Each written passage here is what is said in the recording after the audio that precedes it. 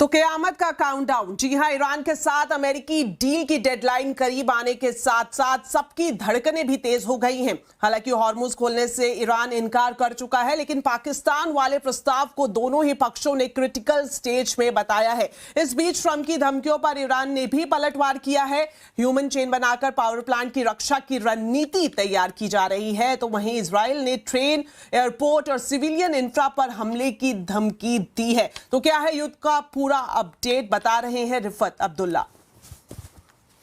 Israel और Iran के दरमियान युद्ध का सिलसिला लगातार जारी है। इसी बीच जो डोनाल्ड ट्रंप की तरफ से धमकी दी गई है कि वो ईरान में पावर प्रोजेक्ट्स और ब्रिजेस को उड़ा देंगे और ईरान को स्टोन एज में लाएंगे, तो उसका कोई असर ईरान पर होते हुए दिख नहीं रहा है, क्योंकि हमने देखा कि पावर प्रोजेक्ट से इर्द गिर्द ईरान के लोगों ने एक ह्यूमन चेन बनाई थी। उसका साफ संदेश यही है कि वो डरने वाले नहीं हैं। और जिस तरीके से लगातार डोनाल्ड ट्रंप की तरफ से धमकियां आ रही हैं, इसी बीच यूएस फोर्सेज और इजरायली फोर्सेज लगातार हमले भी ईरान में कर रहे हैं। तेहरान में आज भी हमले हुए हैं और दूसरी तरफ से ईरान की तरफ से भी लगातार मिसाइल अटैक इसराइल पर किए जा रहे हैं, चाहे टेल अवीव हो, सेंट्रल इसराइल हो, नॉर्थ इसराइल हो, लगातार हमलों का सिलसिला जारी है। तो फिलहाल युद्ध रुकने का नाम नहीं ले रहा है, लेकिन इसी बीच जो डोनाल्ड ट्रंप की धमकी है, देखना होगा कि उस धमकी के क्या नतीजे निकलेंगे। ये पहली बार नहीं है, बार बार डोनाल्ड ट्रंप धमकी दे रहे हैं ईरान को कि वो जो है उनकी बात माने। उन्होंने जिस तरीके से 15 पॉइंट का एक प्लान दिया है, वो चाहते हैं कि ईरान उस पर बात करे, लेकिन ईरान की तरफ से जो 5 पॉइंट का प्लान दिया गया है, ईरान चाहता है कि उसी पे बात हो। फिलहाल दोनों देशों के दरमियान कन्फ्रंटेशन बहुत ज्यादा बढ़ गई है। इसी बीच इजरायली फोर्सेज और यूएस फोर्सेज लगातार ऑपरेशंस कर रहे हैं, लेकिन डोनाल्ड ट्रंप की धमकी के बाद ईरान ने भी बताया जा रहा है कि एक लिस्ट तैयार की है और अगर अमेरिकन फोर्सेज की तरफ से ईरान पे जोरदार हमले किए गए तो ईरान की तरफ से भी पलटवार किया जाएगा। और बहुत जगहों पे, खासतौर से जो मिडिल ईस्ट की वो कंट्रीज हैं जहां पर यूएस फोर्सेज की बेसिस हैं, वहां पर पावर प्लांट्स को निशाना बनाया जा सकता है, वाटर सैलिनेशन प्लांट को निशाना बनाया जा सकता है और साथ ही वहां पे भी एनर्जी इंफ्रास्ट्रक्चर को निशाना बनाया जा सकता है। जिस तरीके से डोनाल्ड ट्रंप धमकी दे रहे हैं, उसी तरीके से जब ईरान की तरफ से भी अब एक लिस्ट जारी कर दी गई, जो इन्फॉर्मेशन मिल रही है उसमें इसराइल के भी काफी सारे अहम प्रोजेक्ट शामिल हैं जिनको निशाना बनाने की बात ईरान की तरफ से कही जा रही है। तो लगातार डोनाल्ड ट्रंप की तरफ से धमकियों का दौर जारी है और अब आपको सुनाते हैं ट्रंप का वो बयान जिसमें उन्होंने कहा कि अगर ईरान ने डील नहीं की तो एक ही रात में उसे तबाह कर देंगे। The entire country can be taken out in one night, and that night might be tomorrow night. We have a plan because of the power of our military, where every bridge in Iran will be decimated by 12 o'clock tomorrow night, where every power plant in Iran will be out of business, burning, exploding, and never to be used again. I mean, complete demolition by 12 o'clock. And it'll happen over a period of 4 hours if we wanted to. We don't want that to happen. तो Donald Trump ने deal नहीं होने पर Iran को पूरी तरह से तबाह करने की धमकी दी है, वहीं दूसरी तरफ ईरान भी झुकने को तैयार नहीं है। तो क़यामत का काउंटडाउन क्या शुरू हो गया है? आवाज अड्डा में आज हम इसी पर ही खास चर्चा करेंगे। जरूर देखिए ट्रंप का फाइनल अल्टीमेटम शाम 7:57 पर सिर्फ सीएनबीसी आवाज पर।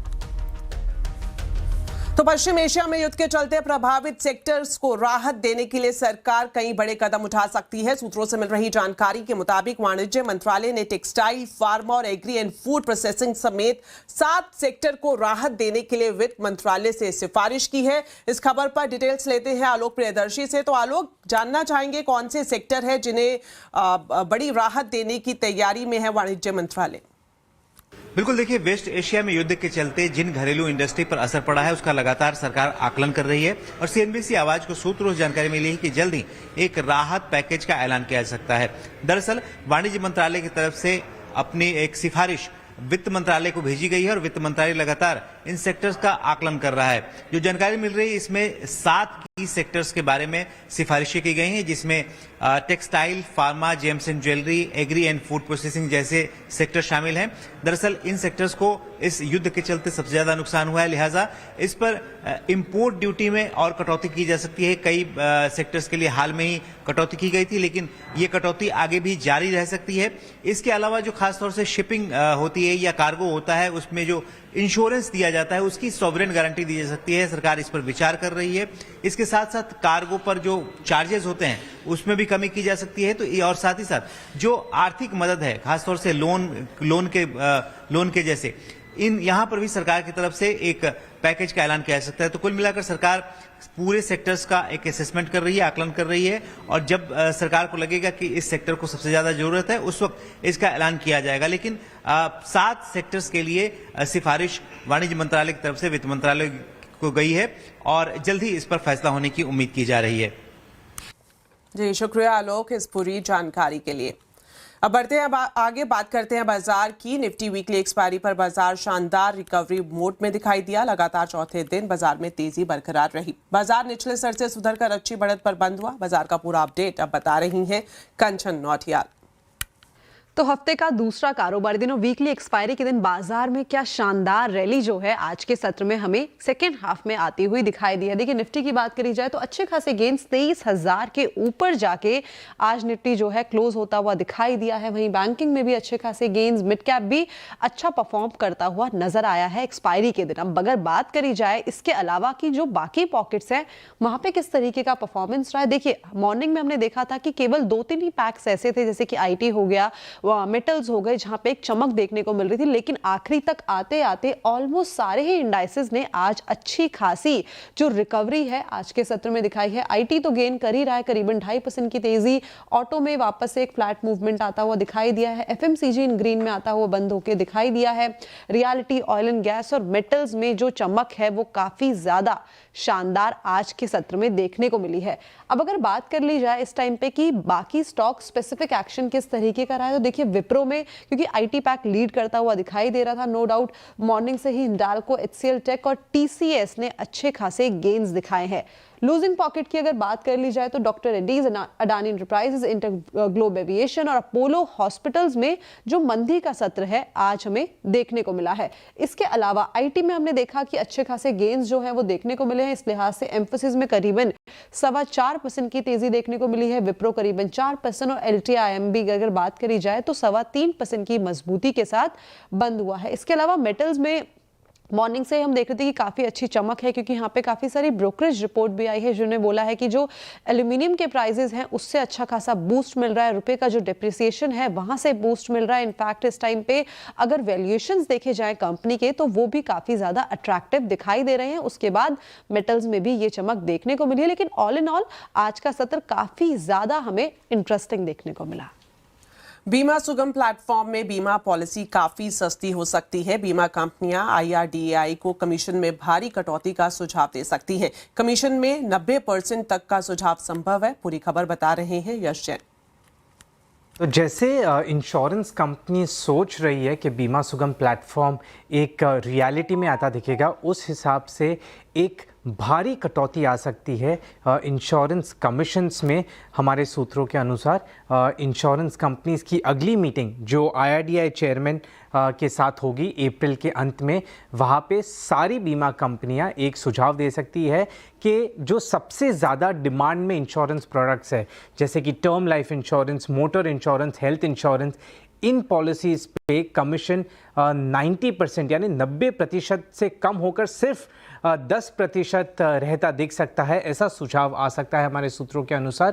टर्म लाइफ इंश्योरेंस पॉलिसी हमारे सूत्रों के अनुसार सेकेंड क्वार्टर FY27 में, और हेल्थ इंश्योरेंस पॉलिसी वो भी सेकेंड क्वार्टर FY27 में बीमा सुगम पे अवेलेबल की जा सकती है ट्रांजैक्शंस के लिए। और motor insurance policy first quarter FY27 में ट्रांजैक्शंस के लिए अवेलेबल हो सकती है बीमा सुगम में। अभी जो ये 90% कमीशन कम होने की बात है वो मैं एक एग्जाम्पल के द्वारा समझाता हूँ। अगर आज के हिसाब से देखा जाए तो कोई भी एग्रीगेटर या डिस्ट्रीब्यूटर होता है इंश्योरेंस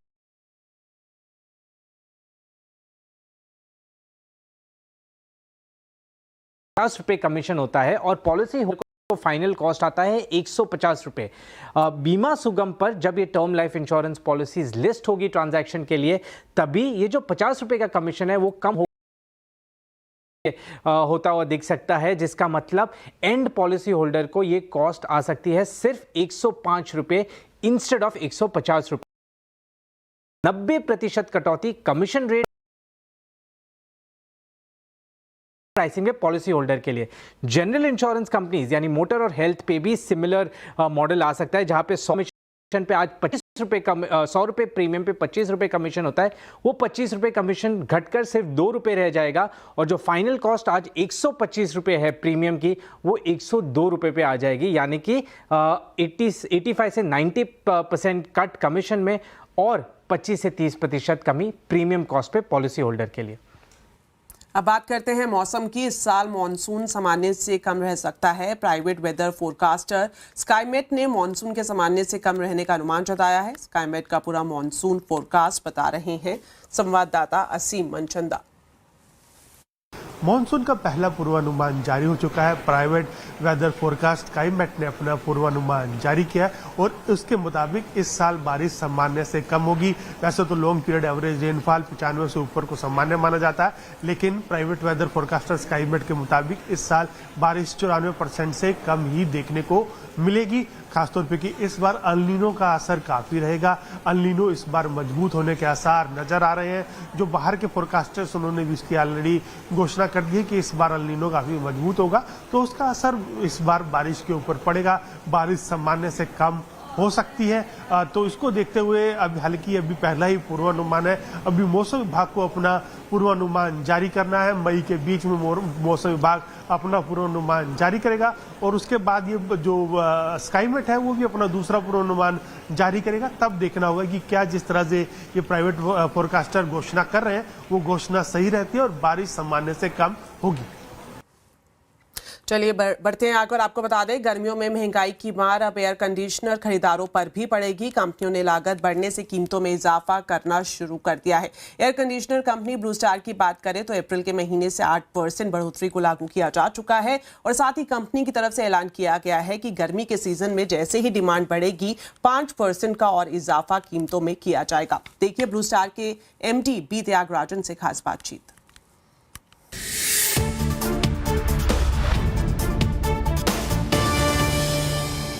जिस तरह से हम देख रहे हैं नए एनर्जी एफिशिएंसी नॉर्म्स इंप्लीमेंट हो चुके हैं, एल्यूमिनियम कॉपर के प्राइस बढ़ चुके हैं, ऐसे में कितना प्राइस रिवीजन ब्लू स्टार की तरफ से किया गया है और कब से ये इंप्लीमेंट किया जाएगा?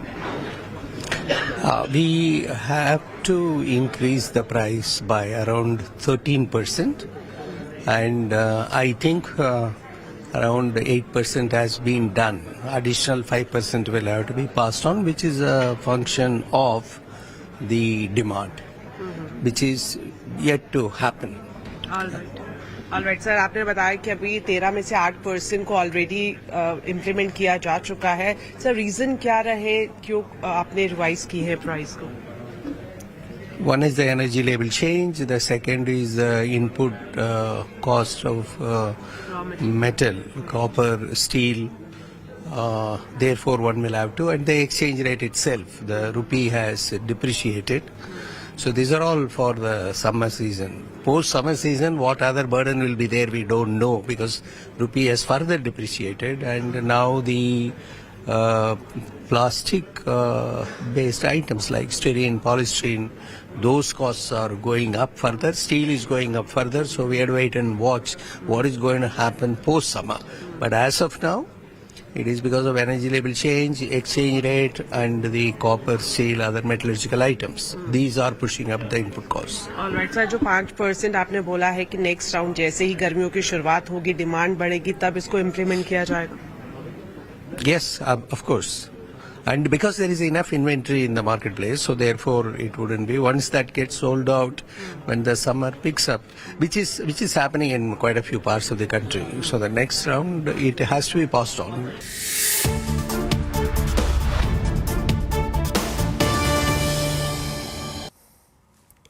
इंडिगो के बाद अब एयर इंडिया ने भी फ्यूल सरचार्ज में बदलाव किया है। घरेलू छोटी दूरी की उड़ानों पर थोड़ी राहत जरूर दी गई है, लेकिन अंतर्राष्ट्रीय रूट्स की बात करें तो यहां पर इजाफा बड़ा किया गया है। सरचार्ज की पूरी डिटेल बता रहे हैं रोहन सिंह।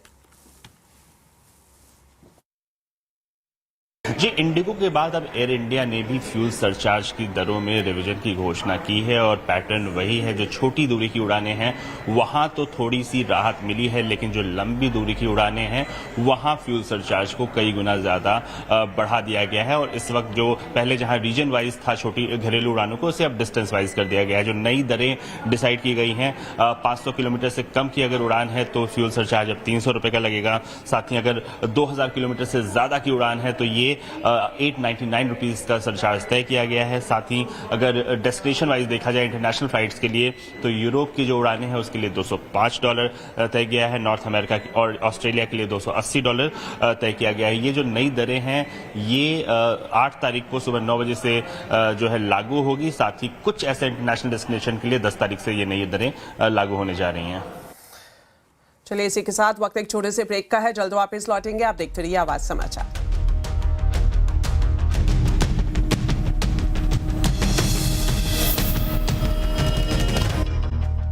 सट्टेबाजी कराने के लिए विवादों में फंसा महादेव ऐप एक बार फिर से सक्रिय हो गया है। अब ये ऐप आईपीएल के मैचों के साथ साथ 5 राज्यों के चुनावों पर भी सट्टा लगवा रहा है। आपको बता दें, ये वही ऐप है जिस पर 6000 करोड़ रुपए के मनी लॉन्ड्रिंग का आरोप है। पूरा मामला बता रहे हैं असीम मनचंदा। महादेव बैटिंग ऐप लंबे समय से सुर्खियों के बीच रहा। ईडी ने मनी लॉन्ड्रिंग के आरोपों में इसकी जांच की। इसके ऊपर करीबन 6000 करोड़ रुपए की मनी लॉन्ड्रिंग का आरोप लगा था। छत्तीसगढ़ के पूर्व मुख्यमंत्री से इसके बारे में पूछताछ की गई। पुलिस ने इसके ऊपर कड़ी कार्रवाई भी की। इससे जुड़े हुए जितने भी अकाउंट्स थे उनको फ्रीज कराया और उसके साथ साथ कई लोगों की गिरफ्तारी भी इसके अंदर हुई और इसको पूरी तरह से बंद कर दिया था। लेकिन अब ये महादेव ऐप एक बार फिर नए नाम और नई स्पेलिंग के साथ दोबारा से प्ले स्टोर के अंदर आ गया है। दोबारा से इसके अंदर जो बैटिंग की आईपीएल से जुड़े हुए जो मैच है उसके ऊपर बैटिंग खिलाई जा रही है। इसके साथ साथ और भी कई सारी स्पोर्ट्स से जुड़ी हुई बैटिंग से, चाहे वो हॉकी हो, फुटबॉल हो, रग्बी हो, उन सब के साथ जुड़ी हुई बैटिंग इसके ऊपर ऑलरेडी उपलब्ध है। इतना ही नहीं, जो 5 राज्यों में भी चुनाव हो रहे हैं आप उसके ऊपर भी बैटिंग इसके जरिए कर सकते हैं। तो एक 300 रुपए की रजिस्ट्रेशन फीस आपसे ली जा रही है। जब हमने पुलिस अधिकारियों से बात की तो उनका ये कहना था कि इन ऐप को रोक पाना संभव नहीं है, क्योंकि ये ऑफशोर होस्ट किए जाते हैं और बार बार अपनी जो वेबसाइट्स हैं, उनके लिंक्स हैं, उनको बदलते रहते हैं। एक ऐप को अगर आप ब्लॉक कीजिए, एक वेबसाइट्स को अगर आप ब्लॉक कीजिए तो दूसरी जगह पर उनकी होस्टिंग शुरू हो जाती है। लेकिन सरकार इसके अंदर पूरी कार्रवाई कर रही है और जल्दी इसको दोबारा से ब्लॉक भी कर दिया जाएगा। केंद्र सरकार ने दिल्ली की अनऑथोराइज कॉलोनियों को रेगुलराइज करने की दिशा में एक बड़ा कदम उठाया है। 1500 से ज्यादा ऐसी कॉलोनियां हैं जिसमें मालिकाना हक के बाद अब नियमित करने के लिए योजना लाई गई है। सरकार का पूरा प्लान अब बता रहे हैं रोहन सिंह। जी, दिल्ली के करीब 1500 से ज्यादा अनऑथराइज्ड कॉलोनी में रहने वाले 50 लाख से ज्यादा लोगों के लिए ये खबर है, क्योंकि सरकार ने अब ऐसे लोगों का जो आवास है उसके रेगुलराइजेशन के लिए एक महत्वपूर्ण कदम उठाया है।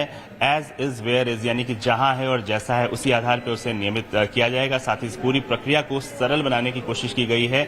2019 में हालांकि पीएम उदय की घोषणा की गई थी, उसके बाद से करीब 40,000 लोगों को ही इसका लाभ मिल पाया था। लेकिन अब सरकार को उम्मीद है कि इस नई जो रिफॉर्म आया है उसके बाद ज्यादा से ज्यादा लोगों को इसका बेनिफिट मिल जाएगा और ये जो पूरी प्रक्रिया है उसे तेज की जाएगी। इसके लिए 45 दिनों के अंदर जो मालिका प्रमाण है वो दिया जाएगा और साथ ही जो अधिकार पहले डीडीए के हाथ में था उसे हटा के अब दिल्ली सरकार ने अपने राजस्व विभाग के हाथ में दे दिया है। और साथ ही ये कोशिश की जाएगी कि जिस हालत में मकान है उसे उसी हालत में उसे रेगुलराइज कर दिया जाएगा। इसके लिए जो लोग हैं, जो लाभार्थी हैं, उन्हें एक जो नक्शा है उसे अपलोड करना पड़ेगा और 45 दिनों के अंदर जो है उसकी जो पूरी कार्रवाई है वो पूरी कर ली जाएगी। इससे बहुत बड़ी संख्या में लाखों लोगों को दिल्ली में जो अनऑथराइज्ड कॉलोनी में रह रहे हैं उन्हें अपने घर का जो ऑथराइजेशन है वो करने में आसानी होगी।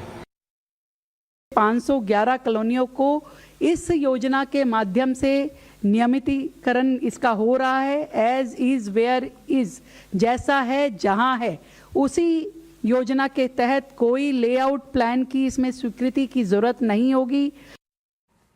चलिए बढ़ते हैं आगे और आपको बता दें, असम के मुख्यमंत्री हिमंता बिस्वा शर्मा और कांग्रेस के बीच चुनावी प्रत्यारोप में अब पुलिस एक्शन भी शुरू हो गया है। आज असम पुलिस कांग्रेस नेता पवन खेड़ा के दिल्ली वाले घर पर पहुंची। पवन खेड़ा वहां मौजूद नहीं मिले। पवन खेड़ा ने कहा है कि वो जल्द ही प्रेस कॉन्फ्रेंस करेंगे। आपको बता दें, पवन खेड़ा ने आरोप लगाया था कि हिमंता बिस्वा शर्मा की पत्नी रिंकी भूया के पास 3 पासपोर्ट हैं और परिवार ने अमेरिका में 52,000 करोड़ का बिजनेस बना रखा है। रिंकी भुइयां ने इस पर असम पुलिस में शिकायत दर्ज कराई थी और जिस पर अब ये एक्शन पुलिस की तरफ से लिया गया है। हिमंता बिस्वा शर्मा ने कहा है कि पवन खेड़ा कल गुवाहाटी से भाग गए थे, लेकिन कानून अपना काम जरूर करेगा। अरे कहाँ असम पुलिस को नहीं जानते, पताल से भी उखाड़ के ले आएगा। कहाँ मिलेगा पवन खेड़ा? असम लासित बरफुकन का देश है, कौन सा ये पवन खेड़ा है? पताल में भी लुकेगा तो हम उठा के लेके आएगा। तुम बताओ ये कागज तुम किसको दिए थे? मेरा डाउट है ये कागज राहुल गांधी दिए थे उनको। सो ये मुकदमा राहुल गांधी तक जाएगा।